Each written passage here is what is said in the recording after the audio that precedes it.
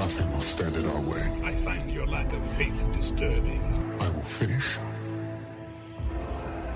what you started. Who are you? I'm no one. There are stories about what happened. It's true. All of it. The Force. It's calling to you.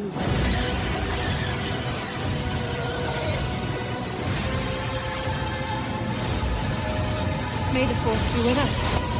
My nerd world. Just let it in. Ojaba. Why does she get a blaster and I don't? Ojaba. Welcome to my nerd world and episode number 73 of the Star Wars podcast. I am your host, John Justice, and glad that you are here for another look into a galaxy far, far away. Now, at the end of the year, in the beginning of this year, I did say that I would be joined by my weekly cohorts in crime, Sam and Drew, on the podcast, and that still is the plan. However, when it comes to items that are not directly related to our radio show, oftentimes we get we're a little slow to make certain things happen. So that is still the plan, and that hopefully moving forward, Sam and Drew will both become a part of this podcast. There needs to be some ground rules laid out as we move forward, because I will be fully geeking out on the podcast as I do every single week. And again, the idea is to look at the news items of the week as it relates to Star Wars from a few different perspectives. One of them being of the hardcore fan, the casual fan, and the new fan. So that is still the plan. For those of you who may be wondering why that hasn't happened yet, it's just been a matter of not being able to work out the schedules yet. So hopefully sometime in the near future. In the meantime, I will continue to bring you every week, even though I have not settled on a particular day, a look at the Star Wars news from that week. And this week's show, episode number 73, is no different. We do have a lot of news items to get to this week.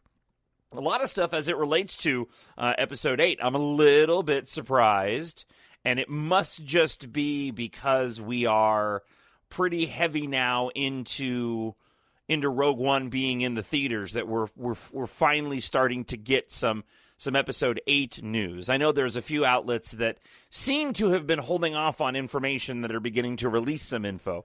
There will be some spoilers in the podcast today as it relates to Episode 8.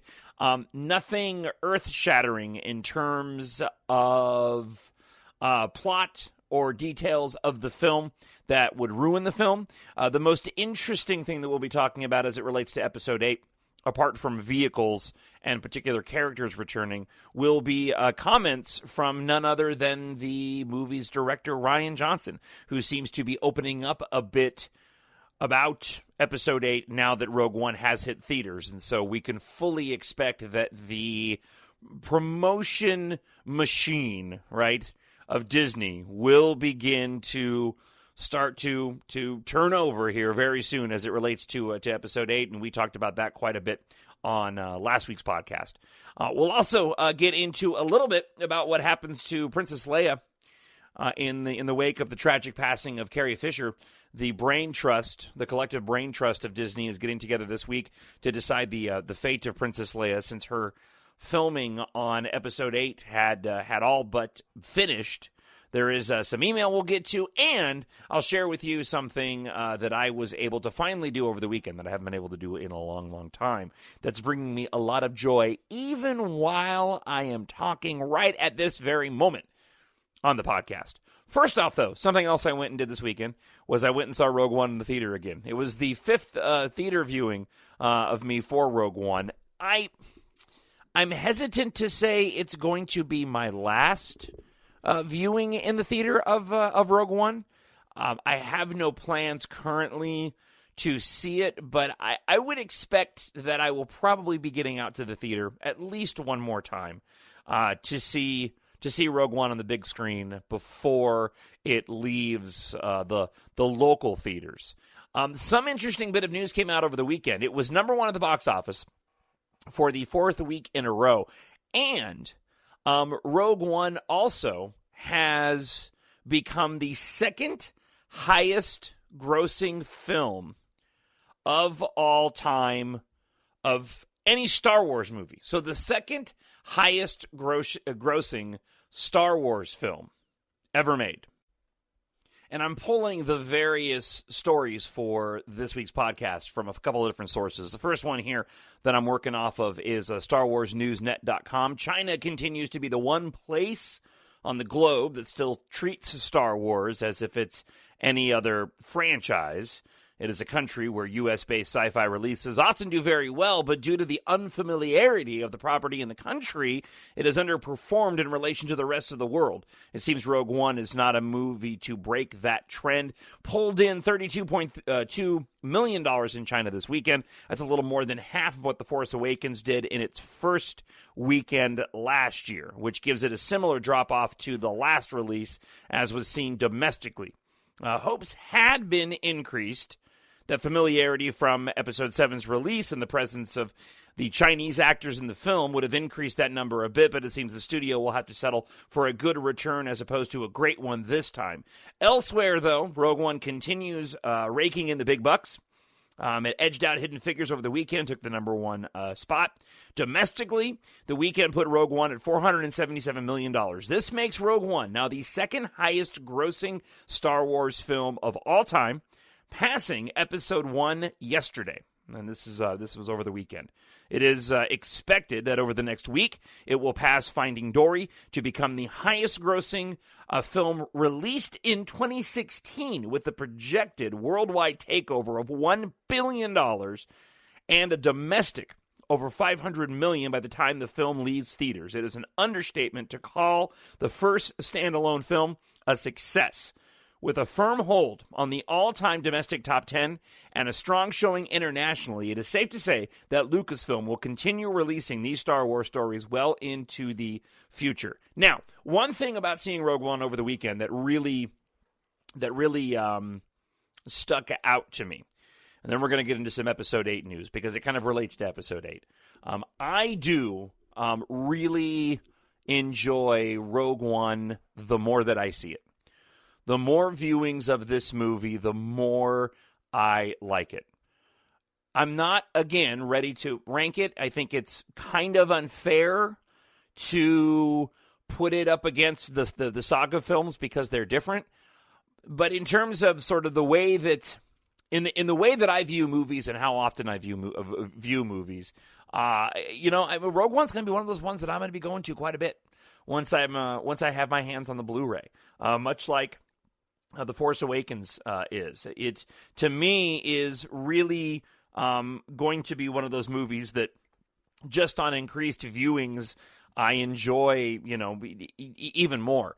I will say this, however, based off of some details that have come out about Episode 8, again, it is clear to me that Disney needs to continue doing the saga films. And I know that I argued this at length on last week's podcast, but the reality is when I see news about Episode 8, I immediately get way more excited than I did, honestly, for anything as it relates to Rogue One, except towards the very, very end when we were seeing those shots of the X-Wing fighters.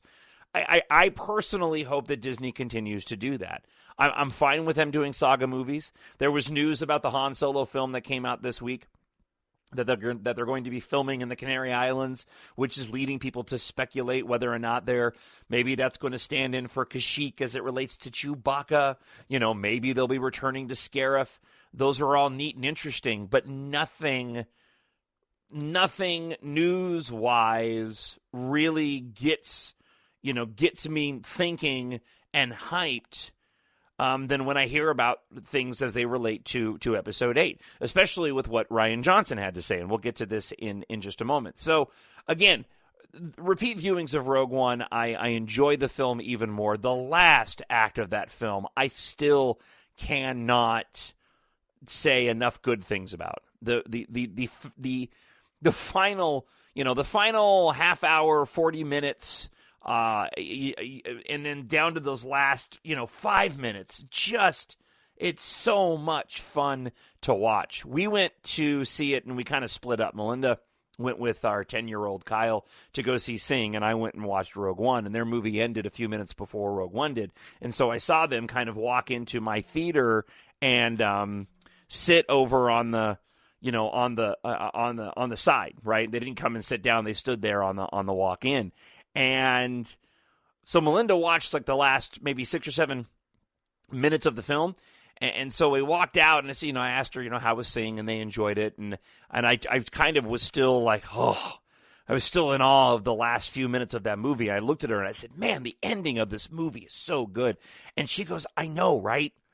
I mean, even she just walked in and saw a portion of it standing in the hallway, and was really taken in by it. And and hat tip, one more quick point on Rogue One.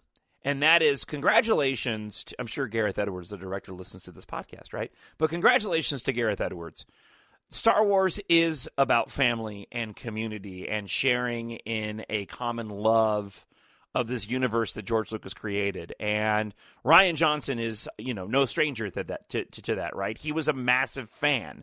He traveled to Tunisia on his 30th birthday. He wore out the videotape as a kid watching the beginning of A New Hope over and over and over again in England.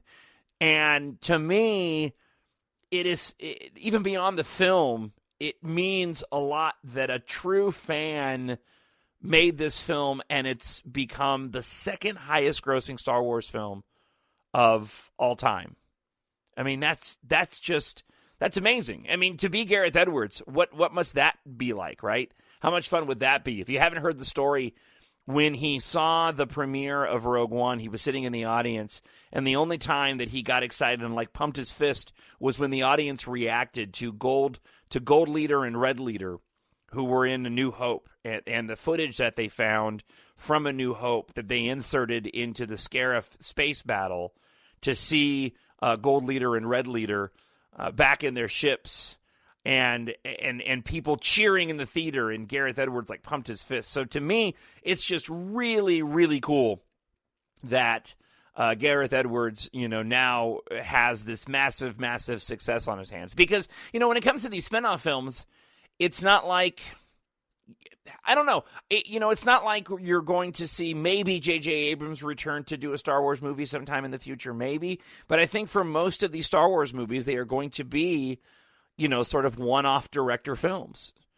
Apart from the prequel trilogy, you had, George Lucas doing A New Hope, and then you had Irving Kershner doing The Empire Strikes Back. You had Richard Marquand doing Return of the Jedi. So I would imagine moving forward, you're going to continue to see Disney keep with this trend of movies that are directed by different directors. I don't think we will see, at least for a long time, any single director directing more than one Star Wars film. There has been an awakening. Have you felt it? Now, let's go ahead and move over into some Episode 8 news. We have a couple of stories here as it relates to vehicles in the film and possible trajectories for key players. This is a lot of speculation and some spoilers here. Nothing plot heavy, just a lot of extrapolating on my part, and perhaps spoilers as it relates to vehicles. One of these coming from MakingStarWars.net. They've received reports that apparently Kylo Ren has a new ship. He no longer is flying, for whatever reason, his own Kylo Ren command shuttle, which I loved. But apparently he has what looks like sort of a kindred vehicle to Darth Vader's TIE Advanced. For those that aren't familiar, that will be the vehicle that Darth Vader flew in the Battle of Death Star 1 that looks, different than the standard X-Wing. Apparently, Kylo Ren's version is kind of a cross between that and a First Order TIE Fighter. It has a sort of a pill-shaped fuselage that looks pretty similar to the Rogue One TIE Striker, with the curved wings on the side, very, again, reminiscent of that Darth Vader TIE Advanced. We also hear that Kylo Ren wears a cape that is very similar to Darth Vader as well. This leads back into this